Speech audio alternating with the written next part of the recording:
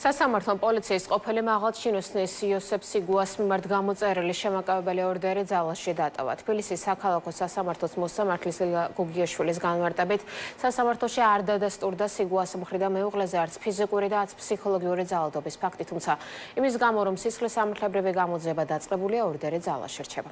პროკურორი მიიჩნევს, რომ შემაკავებელი ორდერი ძალაში დატოვება კანონის დარღვევაა და გადაწყვეტილება სააპელაციო სასამართლოში გასაჩივრდება.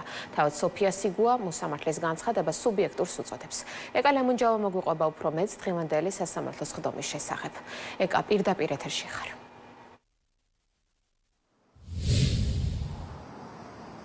მოსამართლის ამ განმარტების შემდეგ მიღებული ეს გადაწყვეტილება გაუგებარი გახდა სიგუას დაცვის მხარისთვის, ვინაიდან როგორც მისი უფლებადამცველი თეონა გვაზავა განმარტავს, მოსამართლემ ვერ დაინახა მტკიცებულებებით სიგუას მხრიდან მისი ყოფილი მეუღლის მიმართ არც ფიზიკური და არც ფსიქოლოგიური ძალადობის ფაქტი. შესაბამისად, მოსამართლის ეს გადაწყვეტილება მისთვის არის გაუგებარი, თუ მიიღო, როგორც თეონა გვაზავა აღნიშნავს, პრევენციის მიზნით შემაკავებელი ორდერის ძალაში დატოვება არ არის კანონიერი და ისინი ამას ზემდგომ ინსტანციის სასამართლოში გაესაჩივრებენ. რაც შეეხება დღევანდელ სასამართლო პროცესს, არესტრებოდა მას პოლიციის ყოფილი მაღალჩინოსანი იოსებ სიგუა და აქვე აღსანიშნავია, რომ ის ყველა სასამართლო პროცესზე ცხადდებოდა, თუმცა დღევანდელ ხდომაზე ის არ გამოცხადებულა. სწორედ ეს ენიშნა მის ყოფილ მეუღლეს, რომელიც მას ფიზიკურ და ფსიქოლოგიურ ძალადობაში, ასევე მუქარაში ადანაშაულებს. როგორც სიგუას ყოფილი მეუღლე აღნიშნავს, მისთვის გაუგებარია მოსამართლემ რატომ ვერ დაინახა საქმეში არსებული მტკიცებულებები, თუმცა მაინც მადლიერებას გამოხატავს იმის გამო, რომ სასამართლომ სიგუას მიმართ გამოწერილი შემაკავებელი ორდერი ძალაში დატოვა. რადგან თვითონ იოსებ სიგუა ადგილზე არ არის, უკვე ესაც იმაზე აპელირებს, რომ მან ძალიან კარგად იცოდა, რომ არ კმაყოფილდებოდა. მტკიცებულებები როგორ არ არის? ჯერ მარტო რაც თქვენ გაქვთ ჟურნალისტებს, დევნის ფაქტი რამდენი არის. მერე პლუს ამას ძალადობის და მშვრევის. მაშინ იქით ამ მხრიდან რა არის საკმარისი?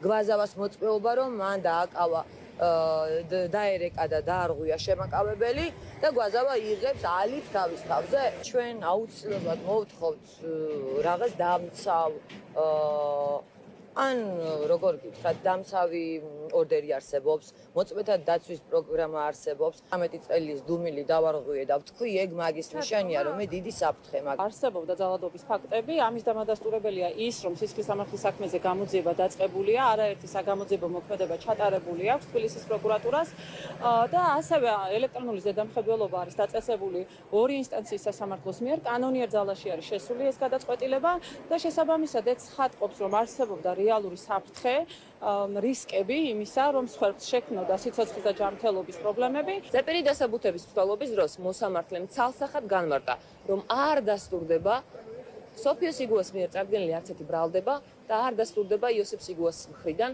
ძალადობის განხორციელების არც ერთი ფაქტი. მოსამართლის განმარტება მდგომარეობს შემდეგში, რომ პრევენციის მიზნით, მხოლოდ იმიტომ, რომ სისხლის სამართლის საქმეზე მიმდინარეობს გამოძიება, ამ მოტივით ტოვებს შემაკავებელ ორდერ ძალაში, რაც თავის მხრივ ჩვენი შეფასებით წარმოადგენს კანონის არსებულ დარღვევას, რასაც შესაბამისად აუცილებლად გავასაჩივრებთ სააპელაციო წესით.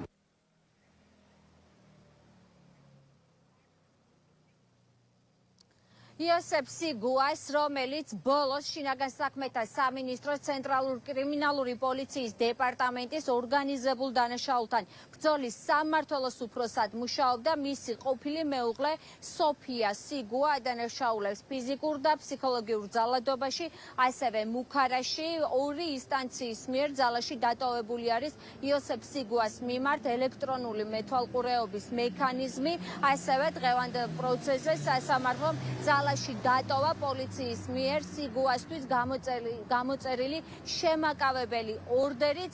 რაც შეეხება მოსამართლის განმარტებას, მან დღეს თქვა, რომ მიუხედავად იმისა, რომ სასამართლოში გამოკვლეული მტკიცებულებებით არ დასტურდება სიგუას მხრიდან ცოლზე ფიზიკური ან ფსიქოლოგიური ძალადობა, მიმდინარეობს ცალკე წარმოება სისხლის სამართლის გამოძიება ამ ფაქტთან დაკავშირებით და ამიტომ მიზანშეწონილად ჩათვალა სასამართლომ, რომ შემაკავებელი ორდერი ძალაში დარჩენილიყო, ამ გადაწყვეტილებას სიგუას ადვოკატები ზემდგომი ინსტანციის სასამართლოში გაასაჩივრებენ.